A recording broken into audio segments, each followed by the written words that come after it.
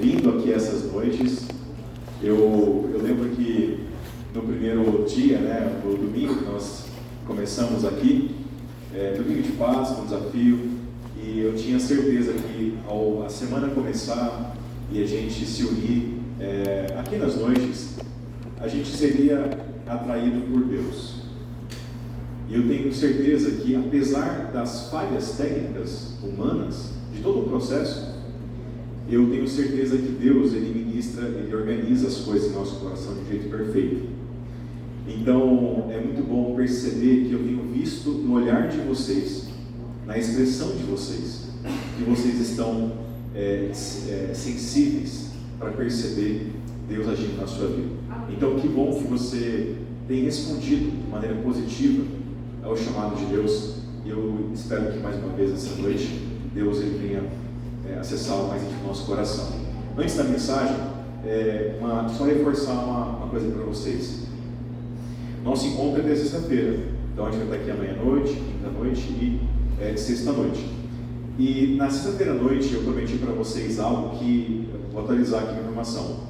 Nós vamos entregar uma Bíblia nova, exclusiva, para os nossos convidados, nossos amigos que estão conosco aqui nessa semana. A caixa com as Bíblias já chegou na associação. Então assim, sim ou sim, tá? Não tem como falhar. As Bíblias vão estar aqui na sexta-feira. E é óbvio que eu vou presentear você com essa Bíblia, junto com um convite muito especial que eu quero fazer para você. Então assim, você que está aqui, eu estou repetindo. Sexta-feira é o dia para você não faltar. Tá bom? Venha, por favor. Tudo bem? Combinado? Vamos caminhar junto assim?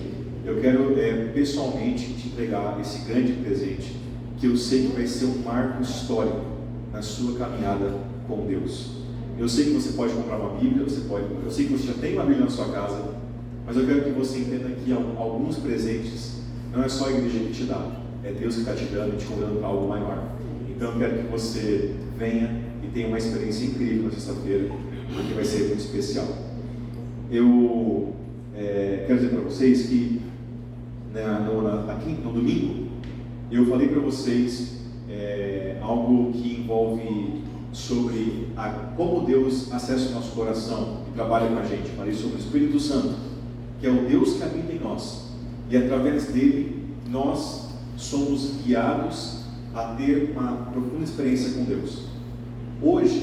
Ontem, eu falei sobre a experiência da salvação, de tal maneira que em Cristo Jesus nós temos a certeza absoluta da salvação. Eu disse para você ontem, resumindo uma frase, eu falei assim: quando você olha para você não vê motivo para ser salvo, mas quando você olha para Cristo, você não vê motivo para duvidar da sua salvação. E hoje, nessa noite, a mensagem que eu trouxe para vocês, ela tem um objetivo.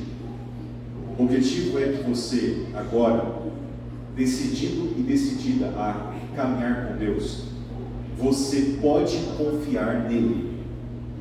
E em todas as circunstâncias, você pode ter certeza que Ele vai lutar por você as lutas que você não consegue vencer. O seu Deus é confiável para vencer cada uma das suas lutas. A experiência dessa noite é confiança em Deus. Então, antes de começar, eu quero que você, que é o nosso convidado especial, a gente não entregou para você lá na entrada o nosso cartão das noites, tá bom? Então eu peço por gentileza que você levante a mão para receber esse cartão, para que os nossos meninos ali entreguem para vocês o cartão e também a canetinha. Se você não pegou, amigo convidado, levante a mão agora, para que então eles entreguem para você. Levante a mão, pode levantar a mão, você está vendo? Oi? Você pegou ontem, mas tem que pegar hoje também. E tem uma razão de ser, tá bom? Então você que é nosso convidado, que já, mesmo que você tenha preenchido outras vezes, não importa, eu preciso que você pegue de novo esse cartão, coloque o seu nome, daqui a pouquinho passa a canetinha também, tá bom? Pegue o cartão e a caneta e coloque o seu nome, preencha normal, tá bom? É muito importante que você faça isso, mesmo que você tenha feito isso em outras noites, tá bom? Então, também pega a canetinha aqui com o José, que está de amarelo aqui, ó. É o nosso Caleb, tá bom? Pegue o seu cartão, você que é o nosso amigo convidado. E, por favor, eu peço que você coloque seus dados mais uma vez, tá bom? Bom, dito isso, eu vou ler com vocês o texto da noite. Hoje eu vou começar pelo texto e depois a gente reflete aquilo que nós vamos ler, tá bom? Se você quiser me acompanhar, nós vamos abrir a Bíblia hoje no livro de Êxodo. Essa aqui é uma história muito conhecida para todos, eu imagino. Êxodo, capítulo 13, verso 17, tá bom? Êxodo, lá no comecinho da Bíblia, capítulo 13, e eu vou ler com você o verso 17.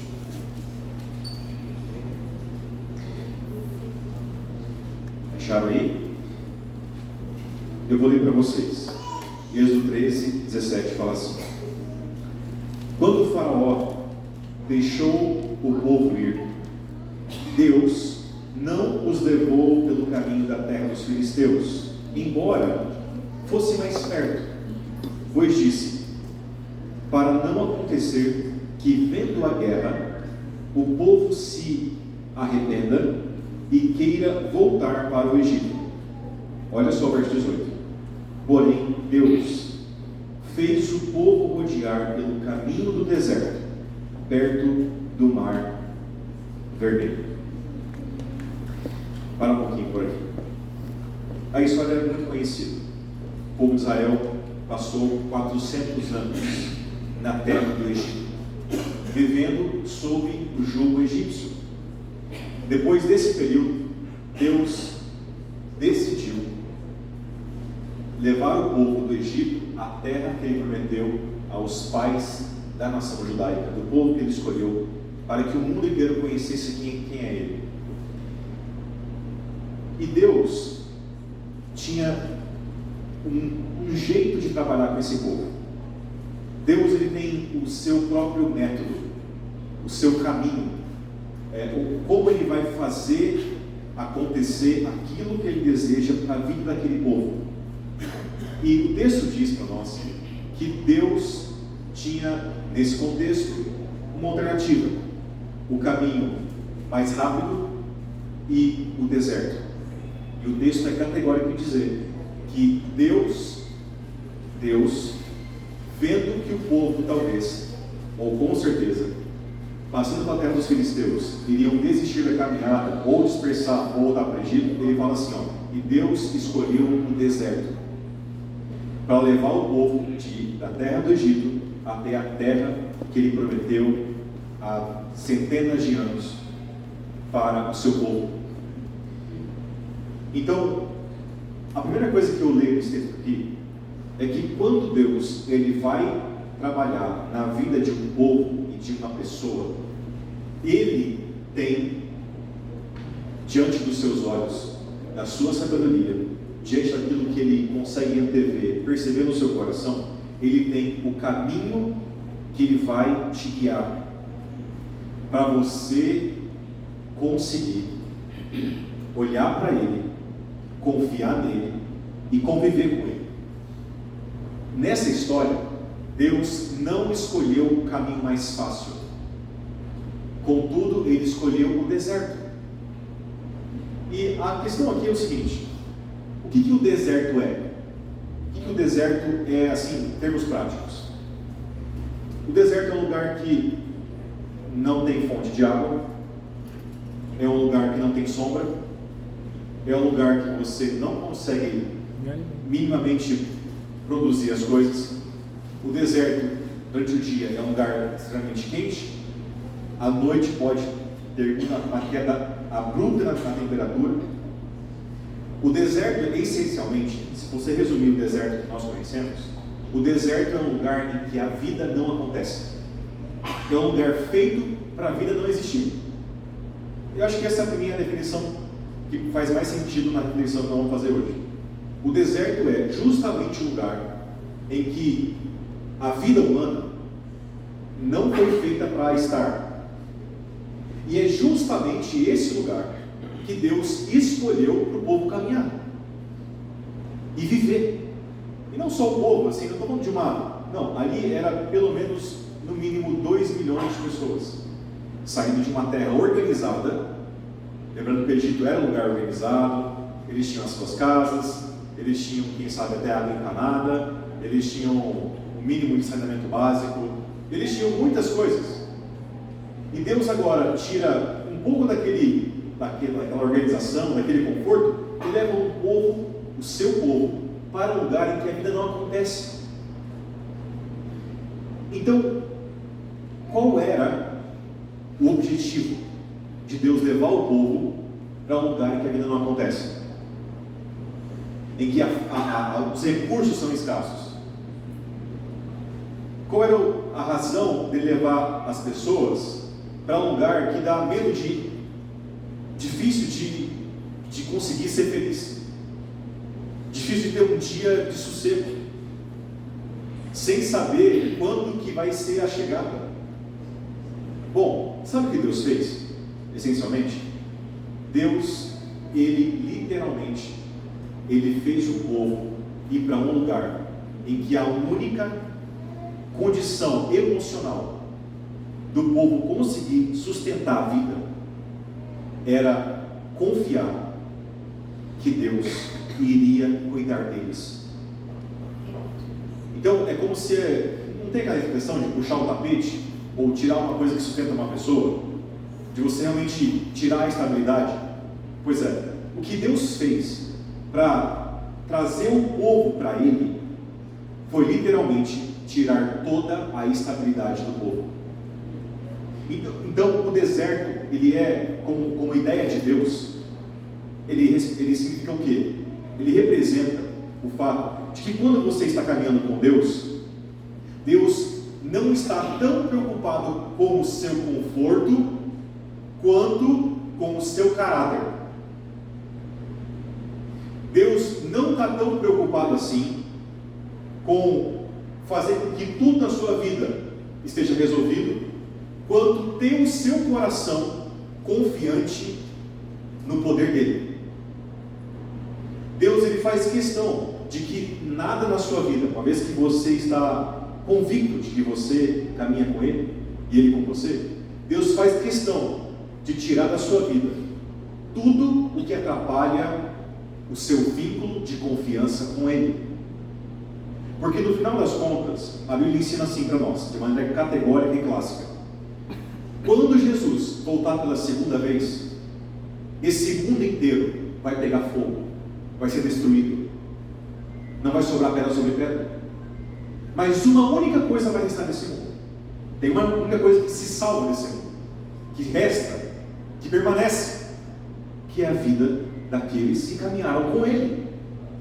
Portanto, quando a gente às vezes se estressa por uma coisa pequena, ou se vende para alguma coisa que banal, fútil, temporal, eu fico imaginando assim, Deus me olhando, Deus me vendo, e falando assim: não é possível que o meu filho, ele vai me deixar, me trocar por uma coisa tão pequena assim. Na mente de Deus, o Egito era o símbolo de uma coisa temporal, pequena, não necessária, uma coisa que não precisava ser na vida deles. Agora, tem um detalhe: quando o povo de Deus sai do Egito, tem uma outra coisa. Eles estão 400 anos no Egito. Isso quer dizer que o povo de Deus se parecia mais com os egípcios do que com o próprio Deus. A cultura egípcia, ela entrou na mente, no coração, no andar, no comer, no falar. Então, outra coisa que Deus queria fazer também é que na travessia de um lugar em que Deus é o centro, Ele é a fonte de tudo que eles precisavam, Ele vai fazer também com que o povo seja quase que empurrado a reconhecer que nunca mais eles voltam para o Egito. E a partir do momento que o povo sai do Egito, Deus também quer fazer uma outra coisa no coração deles. Deus quer tirar o quê? O Egito do coração deles. E é exatamente isso o que Deus faz com você, a partir do momento que você fala assim: Senhor, eu não sou mais desse mundo, eu pertenço agora ao reino dos céus. A minha vida agora, eu sou cidadão de um outro reino, não desse mundo. Então, quando você fala assim: Senhor, eu sou teu, a primeira coisa que Deus faz é o seguinte: então tá bom, agora eu vou te ensinar a como ser um cidadão do meu reino. Então é óbvio que Ele vai na sua vida, na sua confiança nele, no seu caminhar com Ele, é óbvio que Ele vai tirar de você e do seu coração aquilo que é do reino desse mundo. E Ele vai te ensinar a você pensar, agir, meditar, realizar, fazer coisas que pertencem a pessoas que vivem no reino dele. E o método de Deus para fazer isso é o deserto. O deserto. Deus conduz nossa vida de tal maneira que a gente, de vez em quando, perde o chão. Hora ou outra acontece algo na nossa vida que a gente fala assim: mas espera aí, por que está acontecendo isso comigo? Tinha que ser comigo isso mesmo? Eu queria que fosse diferente. E a gente é iludido por uma lógica de um reino temporal, do reino desse mundo, achando que para eu ser contente e satisfeito, tudo que eu quero tem que ser realizado no meu tempo de 80 ou 90 anos de vida. Só que quando Deus chamou você para o reino eterno, a sua caminhada não é até 80 anos. Quando Deus chamou você ontem, naquela salvação em Cristo, para o reino eterno, a sua caminhada não é só aqui e agora, é daqui para a eternidade. Então, qualquer pessoa que entendeu o mecanismo do reino de Deus não vai ficar frustrado nessa vida ao ponto de perder a alegria, perder o ânimo, porque algumas coisas você ainda não conquistou ou não realizou. Primeiramente, porque você confia que Deus, Ele vai usar, presta atenção, Deus, Ele vai usar cada coisa, cada história da sua vida, cada pessoa que está na sua vida. Deus, Ele vai administrar a sua vida de tal maneira para que até as coisas que você não gostaria que acontecessem em sua vida, até essas coisas vão lapidar e moldar o seu caráter à imagem de Jesus Cristo. Porque Paulo fala assim, todas as coisas cooperam para o bem daqueles que amam a Deus, e nada vai separar você do amor de Deus. Vou repetir: Deus está mais interessado no seu caráter do que no seu conforto. Porque por amor ao conforto, algumas pessoas irão perder as suas almas. E cada pessoa que sinceramente aceitar com que Deus conduza a sua vida, por mais que ela passe por desafios, tentações, problemas que envolvem as emoções, relacionamento, trabalho, dinheiro, ainda assim, elas estão sendo moldadas à imagem de Deus num reino que nunca mais acaba. Mas aonde está aqui, onde está o ponto aqui que altera a sua história ou não? O ponto aqui é justamente o seguinte: você vai confiar em Deus, mesmo que você passe pelo vale da sombra da morte. Mesmo que você chegue no ponto de falar assim: será que Deus está comigo? Será que Ele não me deixou? Será que Ele me ouve? Sabe quando você sente a ausência de Deus? Mesmo quando você passar por isso, você não vai temer mal nenhum, porque o teu Deus está contigo. Porque antes de você passar por isso na sua vida, ou eventualmente você esteja passando, eu quero que você entenda uma coisa: Deus primeiro quer que você tenha um passo de dizer o seguinte: Senhor, depois que entregar minha vida ao Senhor, eu não sei para onde a minha vida vai, eu só quero confiar no Senhor, no dia triste e no dia feliz, no dia alegre e no dia da angústia. É para isso que Deus quer a sua confiança. E aí, olha o que Deus faz com esse povo. Deus, Ele vai ao longo do deserto te dar evidência de que Ele está com você, como deu para o povo. Então, por exemplo, no deserto tinha um problema do sol de dia. que esquentava tudo, um calor insuportável. Deus enviou o quê? Deus enviou a nuvem. À noite fazia muito frio. Deus enviava o quê? Uma coluna de fogo para aquecer o povo. O povo estava com sede. Deus faz o quê? A água sair da rocha. As sandálias dos pés deveriam se desgastar, mas as sandálias dos pés não se desgastaram. O povo tinha fome, vinha pão do céu, caía ave do céu e o povo era alimentado. Ou seja, uma coisa é fato: jamais você vai passar por uma caminhada com Deus de transformação e de mudança sem que Ele te ofereça evidências de que Ele está com você. Sempre haverá evidências o suficiente para que você perceba Deus. Então, por mais que você me diga assim, pastor, mas talvez eu tenha menos evidências do que eu preciso. Mas assim, veja, aí é uma percepção sua. Mas uma coisa é verdade: todos nós temos a convicção de que Deus oferece o seu cuidado, as evidências, as histórias, que falam assim para você: meu filho, não temas, fica em paz, veja como eu vou cuidar da sua vida. Aliás, eu vou agora para a segunda parte dessa mensagem. Ou seja, então Deus sempre dá as evidências. Agora, e quando você está em circunstâncias em que você não vê a evidência, você não vê a saída? Lembra que tem uma história do povo que eles estão caminhando com Deus e chega no ponto que eles estão no Mar Vermelho, em frente do Mar Vermelho. Lembra dessa história, né? Eles vão caminhando, chegam no Mar Vermelho. De repente, a última pessoa da fila começa a ouvir um barulho diferente. Porque até então era só o barulho do vento. Agora aparece uma outra coisa. Aí eles viram para trás e percebem que a maior potência bélica do mundo antigo está vindo em direção a eles.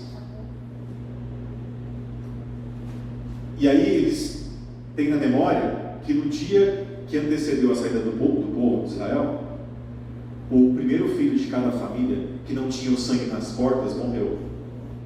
Então os soldados que estão vindo com eles não sabem somente dominar a arte da guerra.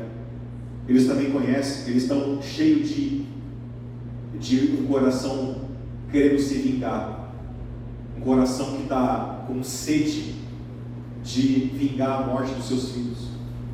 Então o povo de Israel fala assim: Moisés, tem uma coisinha aqui para resolver, viu? E todo mundo é informado, né? Está vindo o exército egípcio, com a sua cavalaria, com a sua força, com o seu metal, enfim, com tudo. O ponto é, quando o povo percebe esse ataque, ali já deu, né, derrota garantida. Alguns falam assim: Moisés, por que você nos trouxe até esse lugar para que a gente morresse aqui? Não era melhor ficar no Egito, sendo escravo, ou até quem sabe morrer lá mesmo? E aí então Moisés, ele vai falar algo para o povo.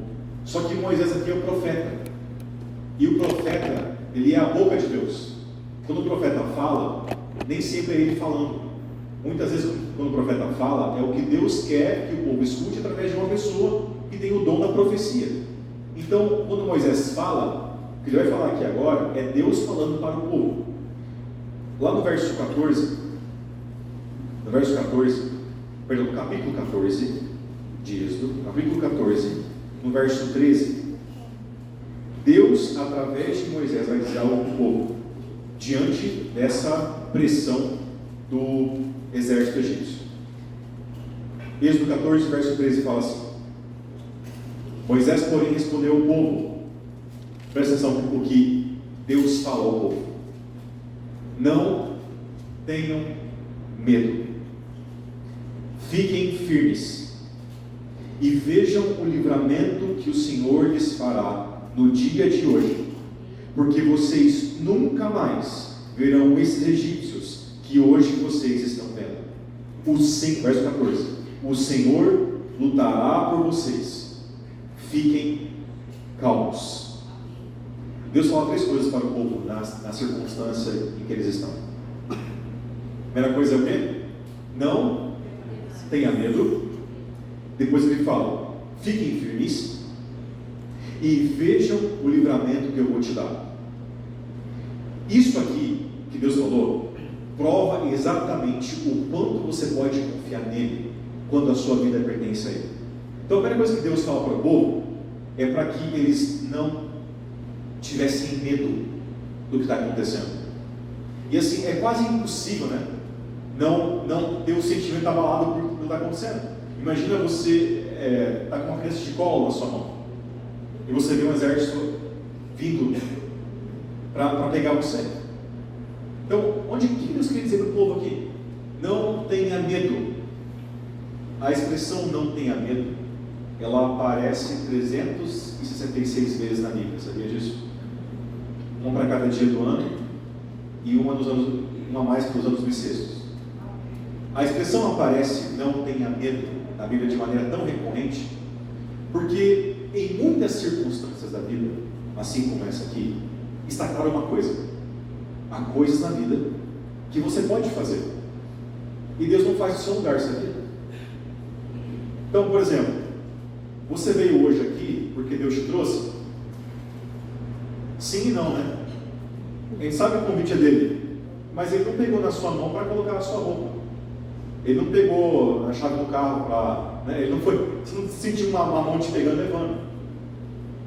Para quem está desempregado, por exemplo, se você não bater nas portas do empregador, ele não vai correr atrás ele vai bater na sua casa. Ou seja, na vida com Deus, há coisas que Deus espera que você faça. E se você não fizer, nada acontece. Porque Deus sabe que você pode fazer. Você consegue fazer. Só que a história, para mim, me fala da outra regra dessa mesma lógica. Há coisas na vida que você não pode fazer. Deus não espera que você faça, porque Ele mesmo prometeu fazer no seu lugar.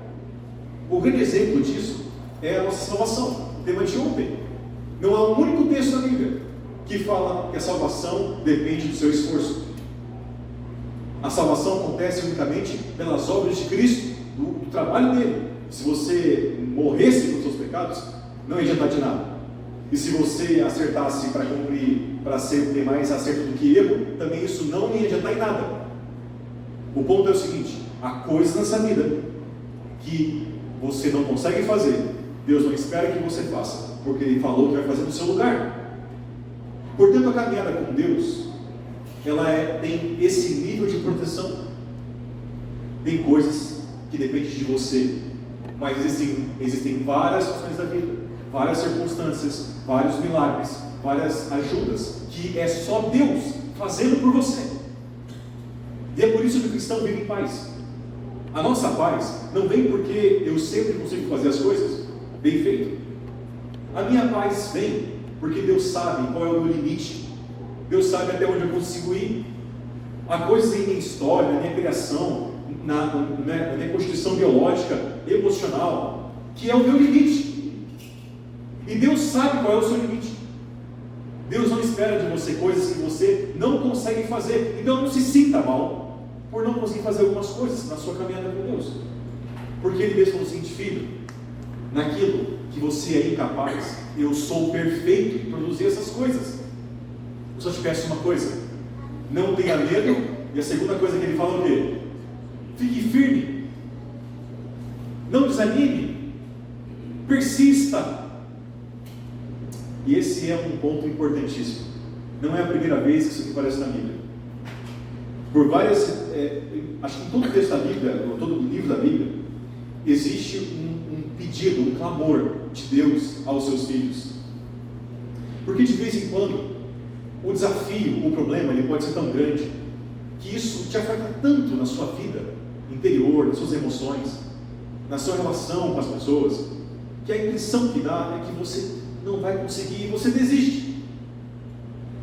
Então, a Bíblia fala assim: meu filho, mesmo que você se sinta a pessoa mais fraca nesse mundo, a mais inconsistente, a pessoa que nem sempre está de bem com a vida, ou satisfeito com tudo que tem, eu te peço só uma coisa: não desista de caminhar comigo, porque eu sei muito bem como caminhar com uma pessoa do seu tipo. Eu não chamei você porque você é uma pessoa boa, porque você consegue, porque você é o melhor. Não, eu chamei você porque primeiramente eu te amo. Eu sei que tem várias coisas que você não consegue sozinho. E para essas coisas, eu prometo fazer o seu lugar. Esse é o nosso Deus, irmãos e amigos. Amém. Nosso Deus é o Deus que supre aquilo que é a sua fraqueza. Então, a paz que vem de Cristo é porque tudo que me falta, Ele tem de sobra, Ele tem em abundância. E Ele não está doidando com o seu caráter. Ele não dá coisa para você porque Ele quer provar que Ele é maior do que você, porque Ele é Deus. Ele não precisa de mim para ser o que Ele é, mas eu preciso dEle para eu viver, para eu ter chance de caminhar com Ele. E o texto diz para nós que Deus fala assim: ó, não temas, não desista, fique firme. E agora vem uma das coisas mais extraordinárias da Bíblia. Ele fala assim, ó, agora veja com os teus olhos o que eu vou fazer no lugar de vocês. O texto fala que Moisés ele pisa na água e Deus comanda ele: Moisés, pode andar. O mar não sabe ainda. E Moisés começa a pisar e começa a andar. A hora que a água está batendo na cintura do joelho, o mar começa a se abrir. O mar se abre e agora a nação inteira de Deus, o povo que Ele escolheu para cuidar, Deus escolheu esse povo para cuidar dele. Então Deus não vai deixar esse exército ferir o povo que Ele escolheu. Esse exército não é nada em relação ao poder de Deus. Então o povo passa. E o texto também fala que o exército inimigo ele está também dentro do mar. Aliás, vamos ler essa descrição aqui. Vamos para o verso 19 do capítulo 14. Acompanhe comigo com atenção. Isso aqui é uma coisa muito importante. Então, o anjo de Deus, que ia adiante do exército de Israel, se retirou e passou para trás deles. Só um parênteses aqui. Na caminhada de Israel no meio do mar, essa pessoa chamada de anjo de Deus estava à frente do povo, guiando o povo na travessia. E o texto fala que o anjo que estava à frente retirou-se e passou para trás deles. Também a coluna de nuvem se retirou de diante deles e se pôs atrás deles, e ia entre o exército dos egípcios e o exército de Israel. A nuvem era escuridão para os egípcios, mas iluminava a noite para o povo de Deus. Assim que durante toda a noite os dois exércitos não puderam se aproximar. Que lindo isso aqui, né? Então o texto fala que o anjo de Deus, que é à frente do povo, ele se coloca em qual posição? O texto fala que ele se colocou atrás. Mas a pergunta é: o que tinha atrás da fila? O que tinha lá, gente? Perfil de pessoas, vai. As pessoas com menos capacidade de se locomover. Idosos, quem mais? Crianças de colo, mães com crianças de colo, crianças pequenas. Alguém com alguma deficiência física, talvez.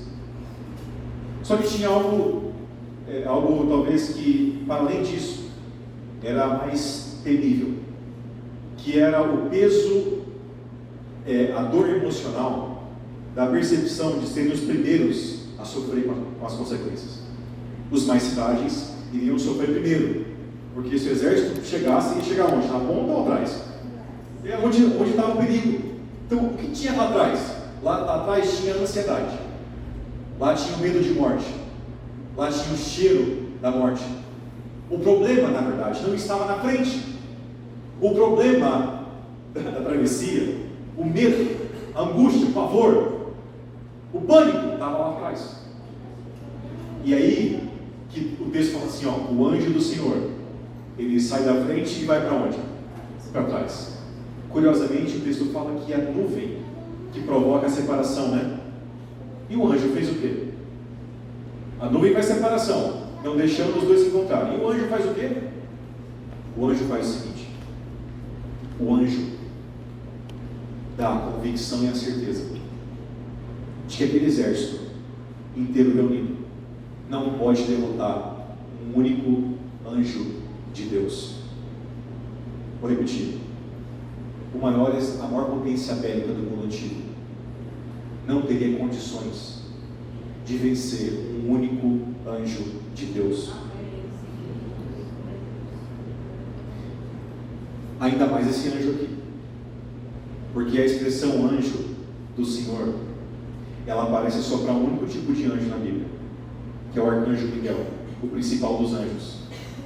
Isso aqui não é uma coisa adventista, isso é uma coisa bíblica, e eu tenho até pessoas de outras denominações evangélicas, cristãs, que concordam que o anjo do Senhor, o arcanjo Miguel, ele é a personificação do Deus Filho na pessoa de um anjo. Ou seja, o que você chama de Jesus, eu chamo de Jesus Cristo, Deus encarnado, nesse contexto aqui, é o Deus Filho encarnado na linguagem angelical. Isso aqui é um tema que eu vou, inclusive, estudar com vocês daqui a um tempo. Mas parando aqui, ali está o próprio Deus, revestido de anjo, dizendo o seguinte para o povo: sabe onde eu estou? Sabe onde Deus está? Deus está onde o problema está. Até me arrepiei aqui. Deus está onde o problema está. A impressão que você e eu temos é que quando você passa pelos dias de angústia, os dias de medo, de pavor, de ansiedade, os dias em que você se sente só, a impressão que dá com os seus 5 sentidos é que Deus está em todos os lugares, menos com você. Agora eu quero que você escute em nome de Jesus Cristo. Nesses dias, nos dias da angústia, do medo e do pavor, é justamente nesses dias que Deus está ainda mais perto de você. Amém. Sabe por quê? Porque sozinho você não pode vencer muitas batalhas, mas com o anjo do Senhor, o seu Cristo, você já venceu. Amém. É para isso que Deus fala o seguinte: filho, minha filha, confia em mim, porque eu sou mais poderoso do que qualquer poder, pessoa ou circunstância. Filho e filha, apenas persista e confie no seu Deus. E o texto fala que então, após a passagem do povo, agora eu quero aqui encerrar essa mensagem. Após a passagem do povo, todos eles passam, do maior ao menor, as crianças, os idosos, os homens, mulheres, todos passam na outra margem do grande Mar Vermelho. Aliás, alguns acham que o Mar Vermelho é como se fosse o rio Atibaia ali, né? Que abastece a cidade de Campinas. 30 metros de largura por 2,5 de profundidade. Alguns pontos, irmãos, do Mar Vermelho é 300 quilômetros de distância e 2,5 km de profundidade. É um negócio assim colossal.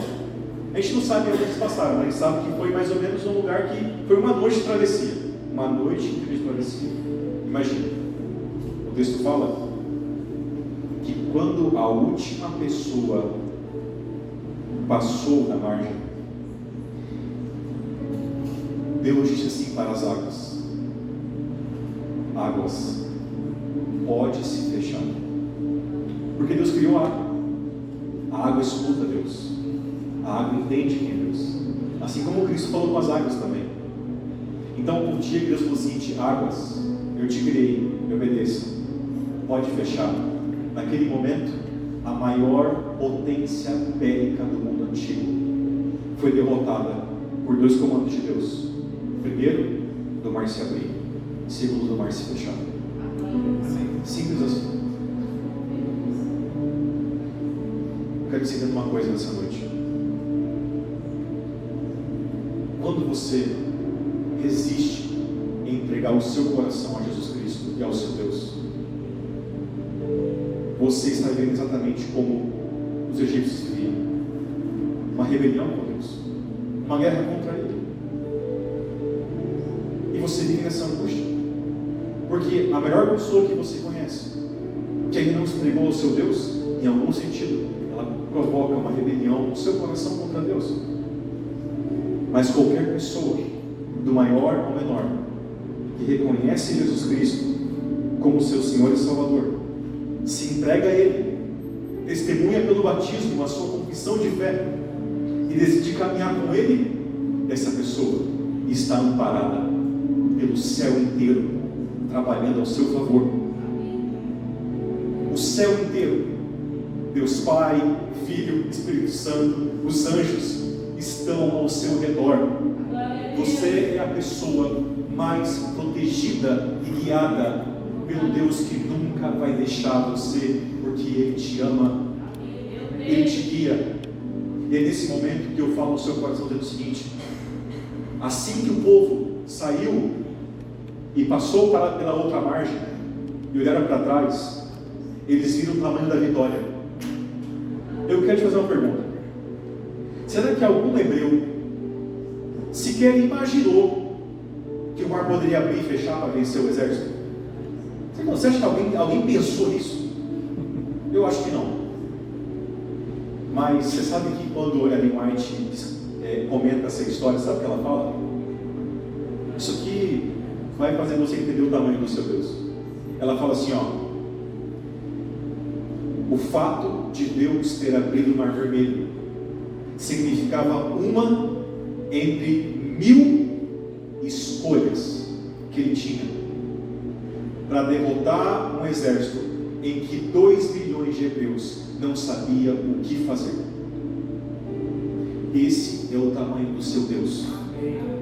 Enquanto você não vê uma saída sequer, o teu Deus, que morreu no seu lugar e está vivo e vai voltar, Ele vê milhões e milhares de opções, de caminhos, de escolhas para fazer aquilo que você não sabe de uma única saída. Esse é o tamanho do seu Deus. E eu não me importo se Ele vai resolver o problema hoje, amanhã, depois de amanhã, daqui a um ano, e nem que não resolva, porque eu não preciso que Deus resolva todos os meus problemas, porque eu já recebi a prova de que Ele merece a minha confiança. E se eu passar aqui mais 50 anos sem alguma coisa se resolver, glória a Deus, porque eu sei que na manhã da ressurreição ali acaba toda a história do pecado, e na manhã da ressurreição todos nós viveremos uma vida gloriosa com aquele que falou o seguinte: vocês irão se assentar no meu trono e vão reinar comigo para sempre. E é nesse momento que eu chamo o seu coração: para onde vai a sua vida? E se eu te falar hoje que a tua vida vai para um deserto, você confia em Deus? E se eu te falar que um dia pode faltar água, você confia que Ele vai te dar água? Se eu te falar que na caminhada com Deus vai te faltar o pão, mas Ele vai te dar o pão? E se um dia na sua caminhada você estiver de frente para um mar vermelho e ver um exército que quer te matar, você confia que Ele vai abrir o mar? Irmãos, é nessa hora que o coração humano se converte. Senhor, eu não preciso de todas as respostas, eu só preciso não ter medo, persistir em seus caminhos e ver a vitória que o Senhor vai me dar. E eu vou encerrar dizendo uma última coisa para vocês. Assim que acaba essa história e o povo passa e o exército egípcio é derrotado, no capítulo 15 aparece lá na sua Bíblia assim, o Cântico de Moisés. No capítulo 15 nós temos o Cântico de Moisés. Curiosamente, o Cântico de Moisés aparece somente depois em um outro lugar da Bíblia. Sabe onde é? Lá em Apocalipse. O Cântico de Moisés aparece em 2 lugares. Aqui, a primeira vez, e depois só em Apocalipse de novo. Só com uma diferença. Aqui, em Êxodo, o Cântico de Moisés aparece depois que as pragas caíram. Depois que tudo aconteceu. Aqui aparece o Cântico da Vitória. Mas em Apocalipse, o povo no tempo do fim, o povo que antecede a volta de Jesus, eles cantam o Cântico de Moisés antes das pragas caírem, que é um cântico de vitória, é um cântico de libertação, de salvação. E aqui eu digo para vocês, a razão pela qual no Apocalipse o cântico da vitória aparece antes das pragas é porque nós temos tanta certeza e confiança da nossa vitória em Cristo que nós podemos cantar quando? Agora. Cantar hoje. Hoje eu posso louvar, eu posso cantar, me alegrar, porque Deus já me provou, Ele vai vencer as maiores batalhas de cada um de nós. Esse é o nosso Deus. Esse é aquele que está ao seu lado e jamais vai deixar você. Irmãos, quero chamar aqui a Dani, ela vai cantar uma última música. Pode vir, Dani. Eu quero dizer uma coisa para vocês. Eu te pergunto, não exatamente isso, tudo o que você mais gostaria de ter na sua vida? Irmãos, de verdade, tem coisa melhor do que a vida de um Deus que está do nosso lado? Será que Deus ele falou assim, filho, você percebe o quanto que você pode confiar em mim? Eu estou do seu lado, disponível. Eu só preciso que você decida de qual lado você de fato está. Dê um passo de fé. Pegue o seu cartãozinho e fala assim, Senhor, eu entrego a minha vida a Ti. Marque no seu cartão. Fala assim, Senhor, eu quero dar esse passo. Eu preciso te dizer para mim mesmo a quem eu pertenço. Eu queria que ao ouvir essa música você tomasse decisão no seu coração. Deus te abençoe. Amém.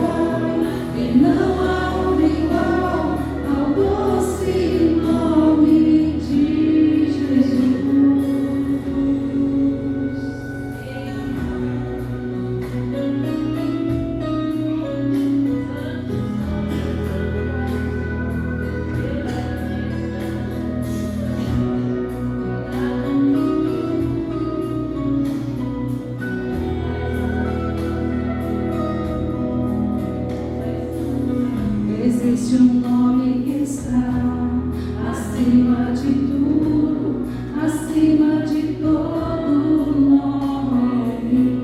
Ele está entronizado acima dos querubins. Diante dele se curvam terra e céu, sustenta todas as coisas com seu poder. Maravilhoso nome, não há outro igual, não há, não há. Ele a autoridade, força pra vencer. É o nome que faz o inferno estremecer. É o alfa e o ômega, o princípio e o fim. É o verbo vivo, pão da vida e bom pastor. É o que esteve morto, mas ressuscitou e vive para sempre eternamente. É o meu Senhor Jesus. Esse é o nome que está sobre todo nome. É o Rei da glória, digno de louvor. É o meu Salvador, Jesus. Esse é o nome que está sobre todo nome. É o resplendor da glória do Pai, expressão do amor do Pai. E não há outro igual ao doce nome de Jesus.